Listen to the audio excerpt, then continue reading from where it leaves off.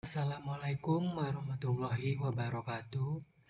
Perkenalkan, nama saya Kagum Ari Setiawan, NIM 20010182040, Prodi Teknik Komputer, kelas 1A, jurusan Teknologi Informasi, Politeknik Negeri Padang, 2020.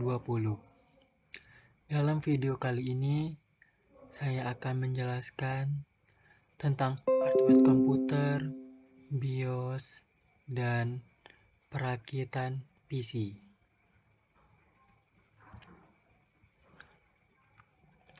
Hardware dan BIOS. Sistem perangkat keras.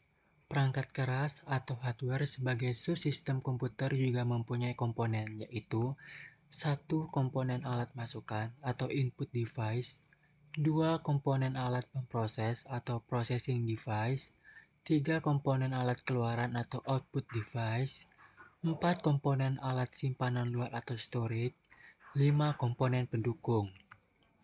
Alat masukan. Alat masukan atau input device, alat yang digunakan untuk menerima masukan yang dapat berupa masukan data ataupun masukan program. Beberapa alat masukan mempunyai fungsi ganda, yaitu sebagai alat masukan dan sekaligus sebagai alat keluaran atau output untuk menampilkan hasil.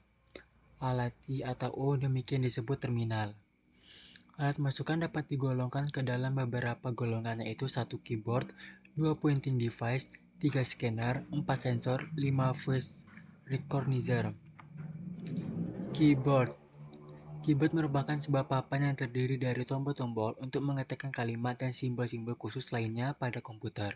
Keyboard dalam bahasa Indonesia artinya papan tombol jari atau papan tombol.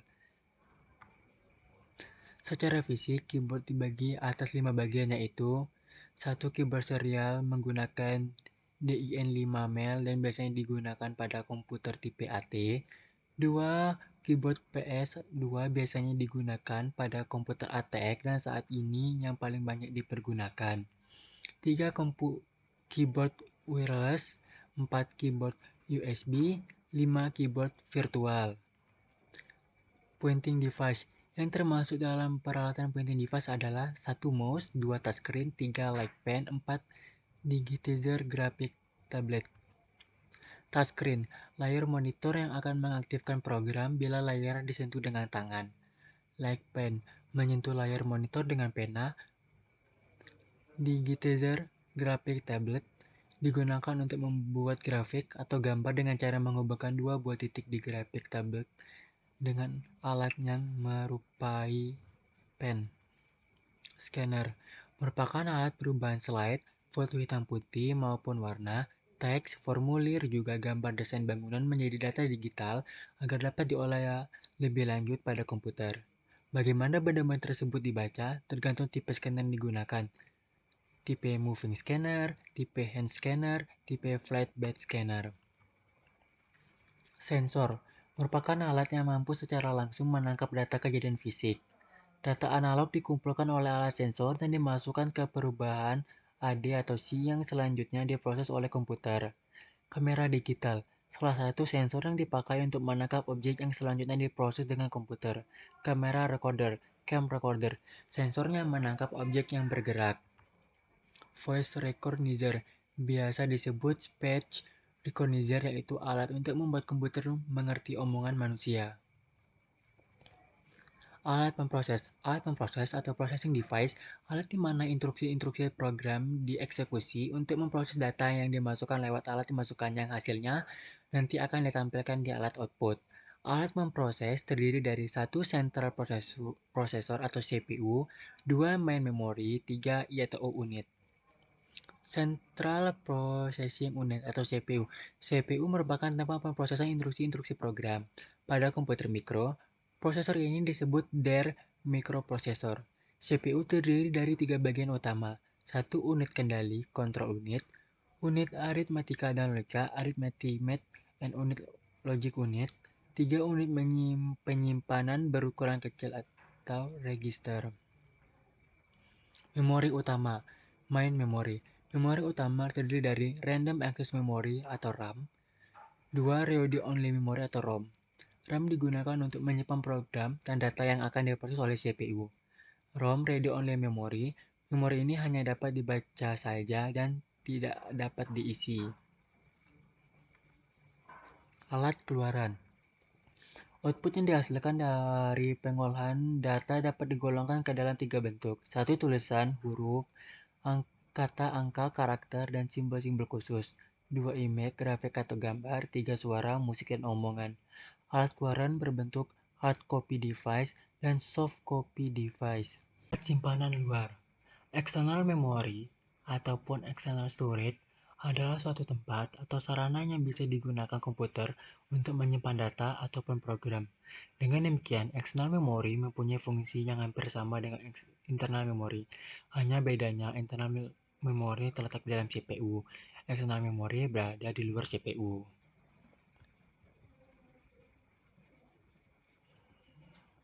Komponen pendukung. Komponen pendukung merupakan komponen yang melengkapi kerja dari komputer. Contohnya, 1. Motherboard atau mainboard, 2. Power supply, 3. VGA card, dan sound card, 4. Case. Motherboard. Motherboard merupakan komponen terpenting dalam PC, karena sebagai komponen sirkuit board utama yang menghubungkan banyak komponen lain, mulai dari CPU atau prosesor, RAM, video card, hard disk, dan seterusnya. Jenis dari motherboard ditentukan berdasarkan jenis prosesor yang digunakan nantinya. Kita dapat melihat dan menentukan prosesor apa yang dapat digunakan oleh suatu motherboard dengan cara melihat kode jenis soketnya. Gambar motherboard. VGA, Video Graphic Adapter. Kartu VGA, Video Graphic Adapter, berguna untuk menerjemahkan output keluaran komputer ke monitor. Tujuan pemakaian untuk grafik atau game. Saat ini ada VGA dengan memori 16, 32 hingga 128 MB yang sering dipakai Nvidia, ATI Radeon, dan lain-lain. Sound card. Perangkat ini berguna untuk mengeluarkan suara. Perangkat ini kurang lengkap jika tidak ada speaker. Karena itu kita perlu menghubungkan speaker dengan sound card yang telah terpasang dengan sebuah kabel yang disambung langsung ke sound card. Power supply. Secara garis besar, power supply elektrik dibagi menjadi dua macam, yaitu power supply linear, switching power supply. Berdasarkan konektornya, power supply dibagi dua jenis. AT12 output mempunyai dua konektor dan ATX20 output mempunyai satu konektor. Case standar, case modifikasi. BIOS, Basic Input Output System. Pengertian BIOS. BIOS adalah tingkatan terendah dari perangkat lunak yang mengkonfirmasi atau memanipulasi perangkat keras. BIOS adalah singkatan dari Basic Input Output System. Dalam sistem komputer, IBM PC atau kompatibelnya komputer yang berbasis keluarga prosesor Intel x86 merujuk kepada kumpulan rutin perangkat lunak yang mampu melakukan hal-hal berikut. 1. Inisialisasi, penyalaan, serta pengujian terhadap perangkat keras dalam proses yang disebut dengan Power on Self-Test (POS). 2. Membuat dan menjalankan sistem operasi. 3. Mengatur beberapa konfigurasi dasar dalam komputer, tanggal, waktu, konfigurasi media penyimpanan, konfigurasi proses booting, kinerja, serta kestabilan komputer. 4. Membantu sistem operasi dan aplikasi di dalam proses pengaturan perangkat keras dengan menggunakan BIOS Runtime Service. Dalam BIOS terdapat beberapa komponen dasar, yakni sebagai berikut. Program BIOS Setup yang memungkinkan penggunaan untuk mengubah konfigurasi komputer, tipe hard disk drive, manajemen daya listrik, kinerja komputer, dan lain-lain. Sesuai keinginan, BIOS menyembunyikan detail-detail cara pengaksesan perangkat keras yang cukup rumit apabila dilakukan secara langsung. Drive untuk perangkat-perangkat keras dasar seperti video adapter, perangkat input, prosesor, dan beberapa perangkat lainnya untuk sistem operasi dasar 16-bit. Dalam hal ini adalah keluarga DOS. Program bootstrapper utama yang memungkinkan komputer dapat melakukan proses booting ke dalam sistem operasi yang terpasang. Basic Input Output System atau sering disebut BIOS merupakan firmware. BIOS digunakan untuk mengatur komponen PC secara software, atau dengan kata lain disebut dengan istilah Jumperless, komponen VC yang dapat disetting melalui BIOS hanya tertentu saja, dan merupakan komponen pokok dalam sebuah VC dan komponen yang terintegrasi dengan mainboard atau merakit PC. Langkah-langkah merakit PC. 1. Memasang prosesor ke motherboard. Alangkah baiknya, sebelum motherboard dipasang ke casing, terlebih dahulu memasang prosesor, karena akan lebih mudah cara memasangnya. Cara memasang prosesor ke motherboard yaitu, kita tentukan dulu posisi pin 1 pada prosesor dan soket prosesor di motherboard. Umumnya terletak di pojok, yang ditandai dengan titik atau lekukan. Angkat tuas pengunci soket ke atas supaya terbuka. Sesuaikan posisi kaki prosesor dengan lubang soket. Kalau sudah, lalu tekan prosesor ke dalam soket sampai rapat. Kunci kembali dengan tuas pengunci. 2. Memasang motherboard. Untuk memasang motherboard pada casing yaitu letakkan motherboard pada tray casing dan sesuaikan lubang antara casing dan lubang motherboard, lalu kunci dengan skrup. 3. Memasang heatsink. Setelah prosesor terpasang, lalu pasang heatsink supaya prosesor tidak panas. Heatsink ini diletakkan di atas prosesor dan diberi panahan supaya tidak lepas. Sebelumnya, lapisan heatsink dengan gel penghantar panas. Apabila heatsink Anda ada kipasnya atau fan, maka konektor power pada kipas atau fan hubungkan ke motherboard. Memasang RAM atau memori. Cara memasang RAM atau modul memori yaitu buka dulu tuas penguncinya, lalu sesuaikan posisi lekukan pada modul memori dengan lekukan pada slot. Kalau sudah lalu tekan dan pasang kembali tuas pengunci RAM atau memori. 5. Memasang power supply. Biasanya kalau kita membeli casing pasti power supply sudah terpasang. Nah, apabila power supply belum terpasang, caranya memasangnya yaitu letakkan power supply pada tempatnya yang ada di belakang casing lalu kunci dengan skrup. Pasang konektor power dari power supply ke motherboard berikut kabel-kabelnya.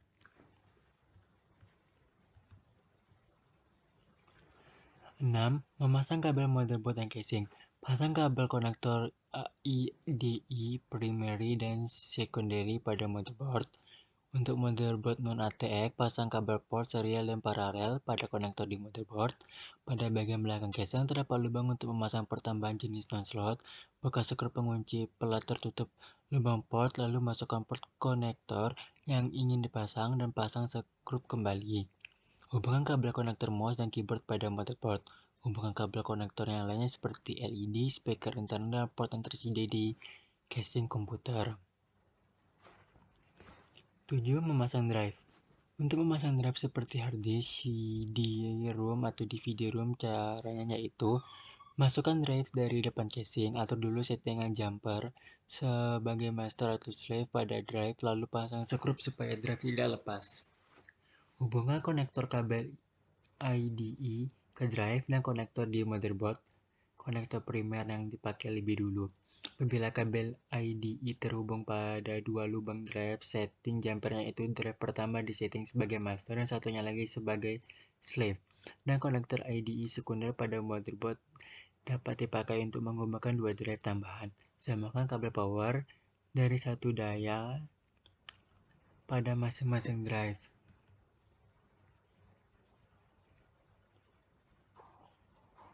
Memasang card adapter. Untuk card adapter yang biasanya dipasang adalah sound, video card, modem, dan SGSI adapter. Cara pemasangannya itu masukkan card adapter pada slot yang tersedia di motherboard. Lalu tekan sampai konektor benar-benar masuk, kemudian beri skrup sebagai penahan card. 9. Tahap terakhir perakitan komputer. Kalau semua langkah-langkah perakitan komputer sudah selesai, kini tutup dengan casing dan beri skrup. Hubungkan kabel dari satu daya ke soket dinding dan juga hubungkan konektor monitor ke port video card, konektor kabel keyboard, dan konektor mouse ke port mouse. Baiklah, hanya itu yang dapat saya sampaikan. Kurang lebihnya saya mohon maaf. Saya akhiri dengan wassalamualaikum warahmatullahi wabarakatuh.